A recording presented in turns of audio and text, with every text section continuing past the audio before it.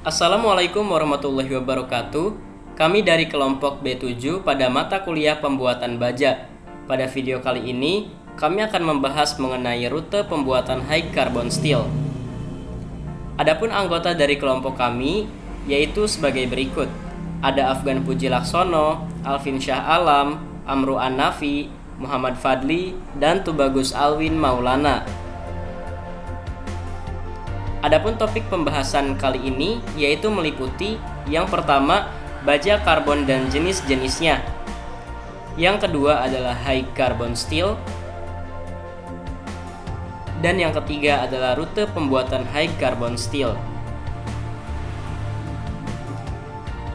Yang pertama, apa itu baja?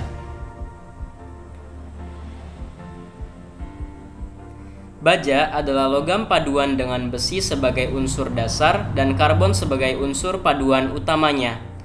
Kandungan karbon dalam baja berkisar antara 0,2% hingga 2,1% berat sesuai grade-nya.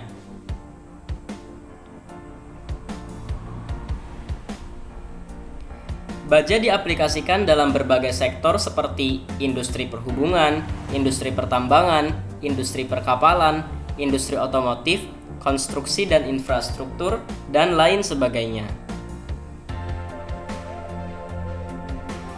Selain terdapat kandungan besi dan karbon, baja juga mengandung kandungan unsur lainnya, yaitu misalnya ada mangan, nikel, silika, fosfor, krom, dan sulfur. Unsur-unsur yang terkandung dalam baja tersebut akan memengaruhi sifat mekanik dan karakteristiknya. Misalnya seperti karbon.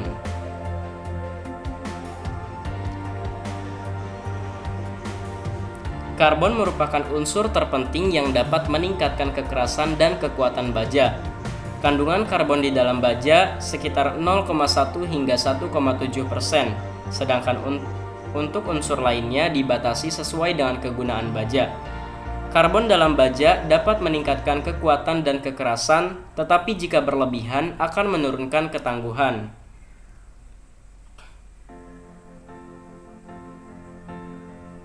Selanjutnya ada mangan. Semua baja mengandung mangan karena sangat dibutuhkan dalam proses pembuatan baja. Kandungan mangan kurang lebih 0,6% tidak memengaruhi sifat baja.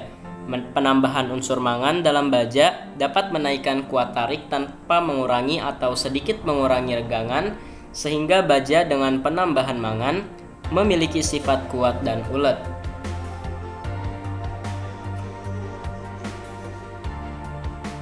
Unsur berikutnya adalah silikon.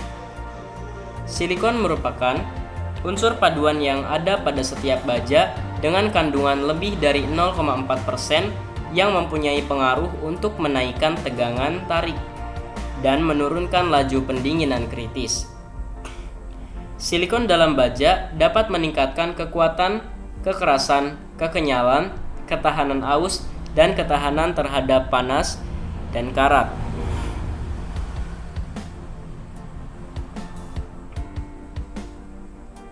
Selanjutnya ada nikel.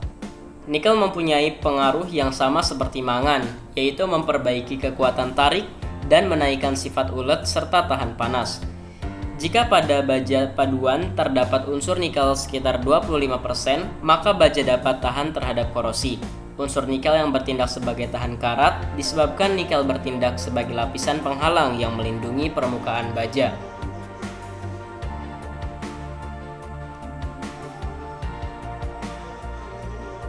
Selanjutnya ada kromium. Sifat kromium dapat menurunkan laju pendinginan kritis. Penambahan kromium pada baja menghasilkan struktur yang lebih halus dan membuat baja dikeraskan lebih baik karena kromium dan karbon dapat membentuk karbida. Kromium dapat menambah kuat tarik dan keplastisan serta berguna juga dalam membentuk lapisan pasif untuk melindungi baja dari korosi serta tahan terhadap suhu tinggi. Selanjutnya ada jenis-jenis baja karbon. Yang pertama ada baja karbon rendah, kemudian ada baja karbon sedang, dan ada baja karbon tinggi atau high carbon steel. Yang pertama, baja karbon rendah. Baja karbon rendah adalah baja karbon dengan kandungan karbon 0,15 hingga 0,3%. Baja karbon rendah bersifat mudah dibentuk.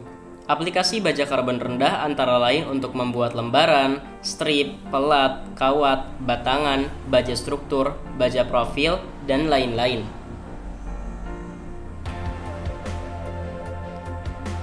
Selanjutnya ada baja karbon sedang. Baja karbon sedang adalah baja karbon dengan kandungan karbon 0,3% sampai mendekati 0,55%. Baja karbon sedang memiliki kekerasan dan kekuatan di atas baja karbon rendah. Akan tetapi, sifat mampu bentuk baja karbon sedang lebih buruk dibandingkan baja karbon rendah.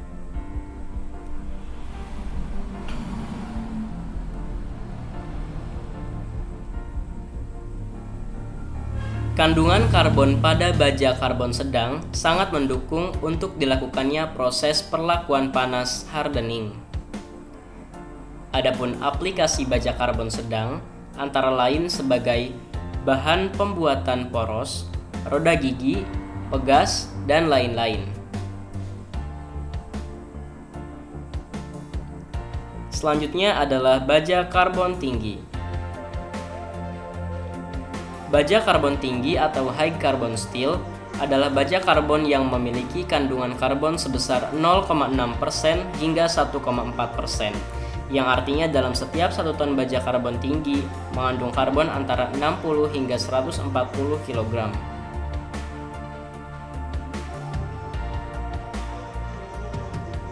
Baja karbon tinggi memiliki sifat tahan panas, kekerasan serta kekuatan tarik yang sangat tinggi, akan tetapi memiliki keuletan yang lebih rendah sehingga baja karbon ini menjadi lebih getas.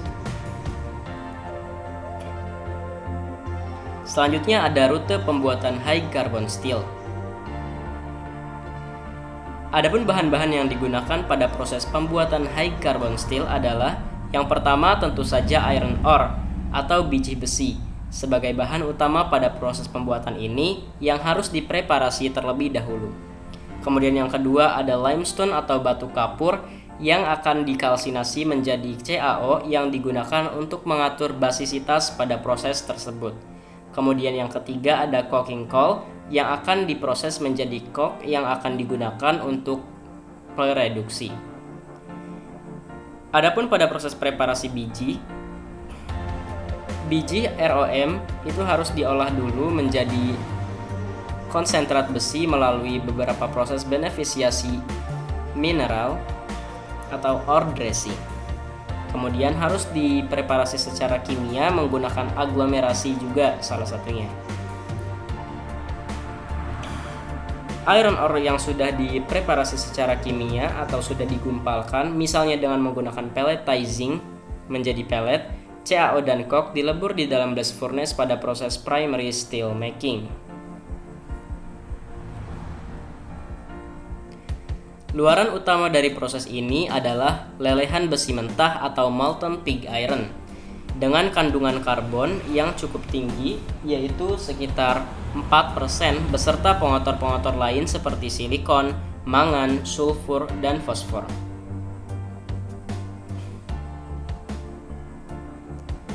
Besi mentah ini belum dapat dimanfaatkan secara langsung untuk aplikasi rekayasa karena sifat-sifat mekanisnya belum sesuai dengan yang dibutuhkan karena pengotor-pengotor tersebut.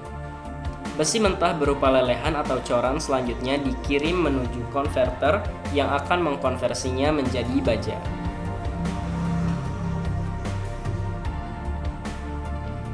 Proses pembuatan baja karbon umumnya berlangsung di Basic Oxygen Furnace atau BOF. Di dalam tungku ini, besi mentah cair dicampur dengan 30% besi tua atau scrap yang terlebih dahulu dimasukkan ke dalam tanut atau furnace. Rute pembuatan high carbon steel dapat dilihat pada layar. Molten iron yang sudah diolah pada Basic Oxygen Furnace kemudian akan menjadi molten steel, di mana molten steel ini akan dimurnikan pada ladle furnace atau di refining. Juga diproses pada vacuum degasser untuk menghilangkan gas-gas yang tidak diinginkan. yang mana hasilnya disebut sebagai refined molten steel atau molten steel yang sudah dimurnikan atau di refining.